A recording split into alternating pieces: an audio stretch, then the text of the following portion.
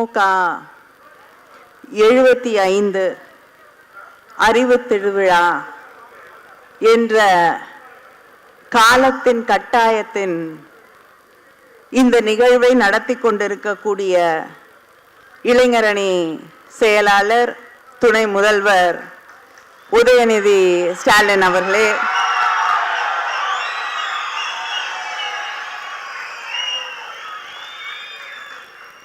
இவ்வளவு ஆர்வத்தோடு இந்த அறிவு திருவிழாவில் கலந்து கொண்டிருக்கக்கூடிய இளைஞரணி தம்பிகள் அத்தனை பேருக்கும் என்னுடைய வணக்கத்தை, வாழ்த்துக்களை தெரிவித்துக் கொள்கிறேன். அதே நேரத்தில் இவ்வளவு பெரிய ஒரு புத்தக கண்காட்சியை, அறிவு திருவிழாவை மிக சிறப்பாக நடத்த உதவி செய்து கொண்டிருக்கக்கூடிய, துணை செய்து கொண்டிருக்கக்கூடிய இளைஞர் அணியை சார்ந்த அத்தனை சகோதரர்களுக்கும் என்னுடைய வாழ்த்துக்களை, நன்றியை இந்த மேடையிலே நான் தெரிவித்துக் கொள்கிறேன். அதே போல இந்த நிகழ்ச்சியிலே என்னோடு பங்கேற்று கொண்டிருக்கக்கூடிய எழுத்தாளர் இமயம் அவர்களுக்கு, அதே போல பேராசிரியர் மு ராமசுவாமி அவர்களுக்கு, முருகேச பாண்டியன் அவர்களுக்கு, சுகுணா திவாகர் அவர்களுக்கு என்னுடைய வணக்கத்தை தெரிவித்துக் கொள்கிறேன்.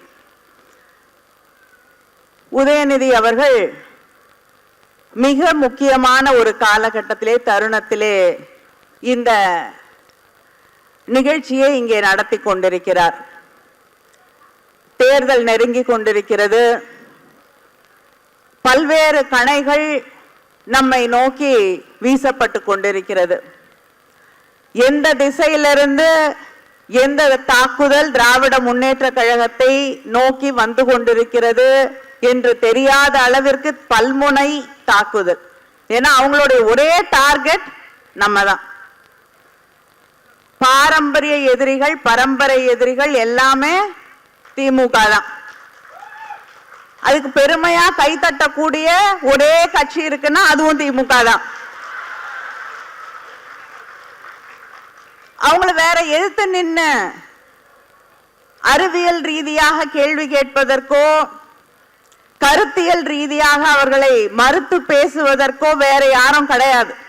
நம்ம மட்டும்தான் அவங்களுக்கு வழிவிடாமல், கருத்தியலாக இருக்கட்டும், அந்த அரசியல் வழியாக இருக்கட்டும், அறத்தின்பால் நின்று அவர்களை எதிர்க்கக்கூடியவர்கள் நாம் மட்டும்தான் என்ற அந்த தெரிவு அவங்களுக்கு இருக்கிறதுனால எல்லா விதத்திலையும் நம்மை நோக்கித்தான் கணைகளை அவர்கள் எய்து கொண்டிருக்கிறார்கள். இது நமக்கு பழகின ஒண்ணுதான், புதுசா ஒன்றும் இல்லை.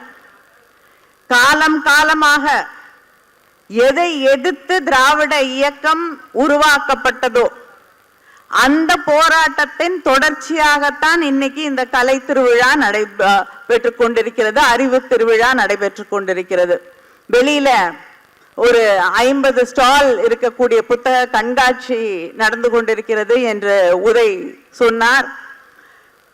இதை பயன்படுத்தித்தான், இந்த மொழியை, இந்த அறிவை பயன்படுத்தித்தான் நமக்கு காலம் காலமாக இருந்த அந்த அடக்குமுறையை எதிர்த்து நாம் போராடினோம்.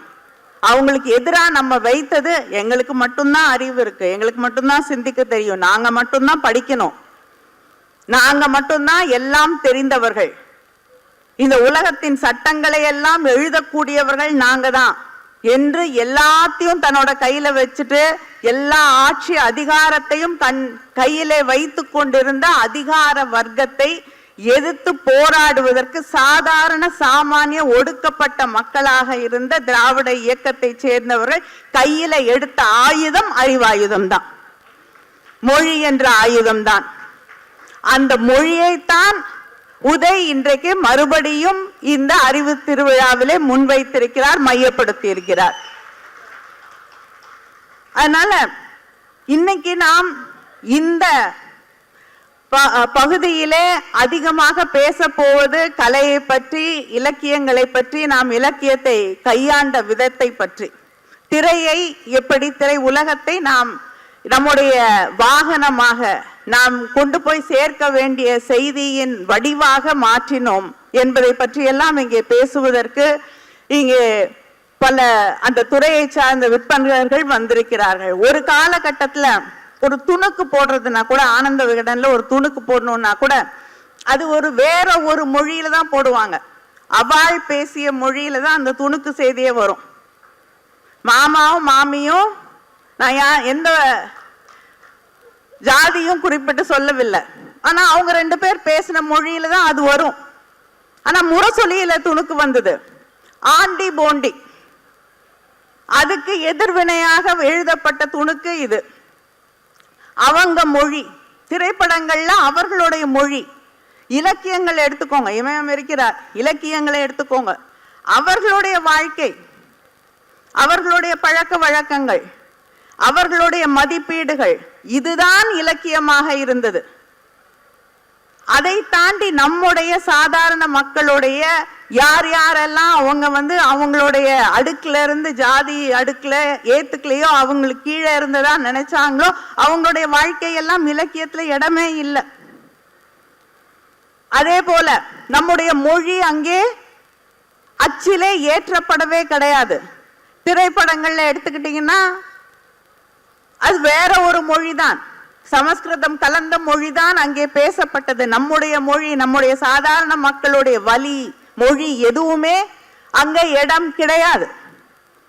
ஆனால் திராவிட இயக்கம் என்ன செஞ்சதுன்னா, அந்த மொழியை யார் தமிழை அவர்களுடைய தமிழாக மாற்றி வைத்திருந்தார்களோ, யார் இலக்கியத்தை, மேடையை, திரையுலகத்தை தன்னுடையதாக மாற்றி வெகுஜனங்களுக்கு கொண்டு போய் சேர்க்கக்கூடிய செய்திகளை கூட தனக்கு தான் சொல்ல நினைக்கக்கூடிய விஷயங்களை மட்டும்தான் சொல்ல முடியும் மாத்தி வச்சிருந்தாங்களோ, அதை உடைத்தது திராவிட இயக்கம். நீங்க சமீபத்துல ரீல்ஸ்ல கூட வந்ததுன்னு நினைக்கிறேன். என்எஸ்கே ஒரு காட்சி, என்எஸ் கிருஷ்ணன் அவர்கள், அதுல அவருடைய முதலாளி ஒருத்தர் இருப்பாரு. அந்த முதலாளி கிட்ட அவங்க பண்ணையில வேலை செய்யக்கூடிய குறைந்த ஜாதியை சார்ந்த ஒருவர் தொட்ட மண் பாத்திரத்தை கொண்டு போய் தரும்போது, அவன் தொட்டது இதை நான் பயன்படுத்த மாட்டேன்னு போட்டு உடைச்சிருவாரு. அடுத்து ஒரு வெள்ளி கிண்ணத்தை இன்னொருத்தர் பயன்படுத்தினாருன்னு சொல்லி இதுவும் போய் கழுவி வை, ஏன்னா தீட்டுப்பட்டுடுச்சு, தொட முடியாது, கழுவுன அப்புறம் தான் தொட முடியும்னு. உடனே என்எஸ்கே என்ன பண்ணுவாரு, அவரே காசு கொடுத்துருப்பாரு. அந்த பணம் அந்த மேஜையில இருக்கும், அதுல தண்ணி தெளிப்பாரு. ஏன்டா பணத்து மேல தண்ணி தெளிக்கிறேன்னு வாங்க, நீ தானே சொன்ன தீட்டுப்பட்டுருச்சுன்னு. அதுக்குன்னு பணத்து மேல யாராவது தண்ணி தெளிப்பாங்களாடான்னு பொண்டாட்டியை கூப்பிட்டு கொண்டு போய் பத்திரமா தொடச்சு வை அதை அப்படின்வாரு. அடுத்து 2 பேரும் வெளியில வருவாங்க.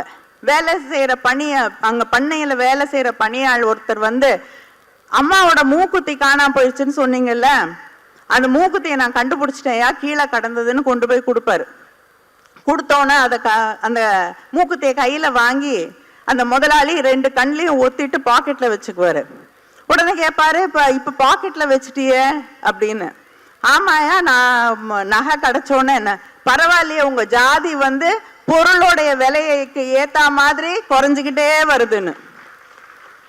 இப்படிப்பட்ட தன்னுடைய நகைச்சுவையாக இருந்தால் கூட அதுல ஜாதிய கட்டமைப்பை உடைத்தது திராவிட இயக்கம். திராவிட இயக்கத்துல கிட்டத்தட்ட 200 பத்திரிகைகளுக்கு மேல் கொண்டு வரப்பட்டது. சில பேர் தான் பத்திரிகை நடத்தணும் அப்படின்னு இருந்த அந்த காலகட்டம் தாண்டி 200 பேருக்கு மேல் சாதாரண சாமானிய ஒடுக்கப்பட்ட சமூகங்களிலிருந்து வந்த மனிதர்கள் பத்திரிகை ஆசிரியர்களாக, பத்திரிகை நடத்தக்கூடியவர்களாக அவர்களை மாற்றியது திராவிட இயக்கம். அதே போல படிக்கிறது, நாங்க தான் படிக்க முடியும், எங்க கையில தான் படிப்பு இருக்குன்னு நினைச்சாங்க.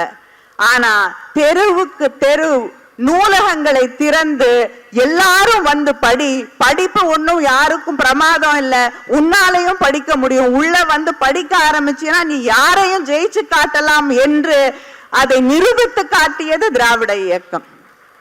மேடை நாடகங்கள்ல புராணங்களை மட்டுமே பார்த்து கொண்டிருந்தவர்களுக்கு இந்த சமூகத்தை பற்றி பேச கற்றுக் கொடுத்தது திராவிட இயக்கம். சிந்திக்க கற்றுக் கொடுத்தது திராவிட இயக்கம். அதை பற்றியெல்லாம் இங்கே பேசுவதற்கு வந்திருக்கிறார்கள். அவர்களை நான் பேச அழைக்கிறேன். நன்றி.